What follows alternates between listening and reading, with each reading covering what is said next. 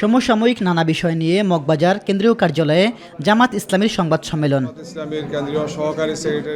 সৈয়দপুর বিমানবন্দরে ঠাকুরগাঁও জেলা জামাতের আমিরকে গ্রেপ্তারের ঘটনা আইন শৃঙ্খলা বাহিনীর সাজানো নাটক বলে দাবি করেছেন দলটির মুখপাত্র ইহসানুল মাহবুব জুবায়ের। বিমানবন্দরের নির্বাহী পরিচালক গ্রুপ ক্যাপ্টেন রাগিব সামাদ তিনি এটা জানিয়েছেন। নির্বাহী পরিচালক গ্রুপ ক্যাপ্টেন রাগিব সামাদ বলেছেন যে আভ্যন্তরীণ রুটে এই ধরনের অর্থ পরিবহনে কোনো বাধা নেই, অনাপত্তিপত্র তিনি দিয়েছেন। আমরা সেই কাগজটা আমার গ্রুপে দিয়ে দেবো আপনাদের কাছে।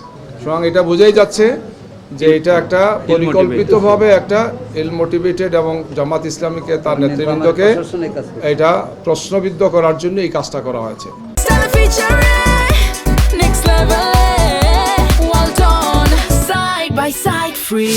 পাবনা, মৌলভীবাজার, বরগুনা ও ঠাকুরগাঁও সহ দেশের বিভিন্ন জায়গায় জামাতের নেতাকর্মী ও নির্বাচনী অফিসে একটি দল হামলা করেছে বলে অভিযোগ করেন তিনি।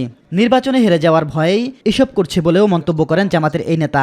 একজন লোক কোনো ক্রিমিনাল অফেন্স করেন নাই, তিনি এখান বলেছেন তিনি একজন বয়স্ক লোক, সম্মানিত লোক, তিনি একজন দায়িত্বশীল ব্যক্তি।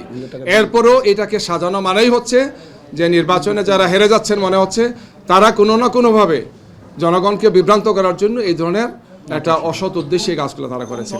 বিভিন্ন নাটক সাজিয়ে কেউ নির্বাচনকে বানচালের ষড়যন্ত্র করলে জনগণকে সাথে নিয়ে জামাত তা মোকাবিলা করবে বলেও জানান ইহসানুল মাহবুব জুবায়ের। আমরা জনগণকে সাথে নিয়ে এটাকে মোকাবেলা করব।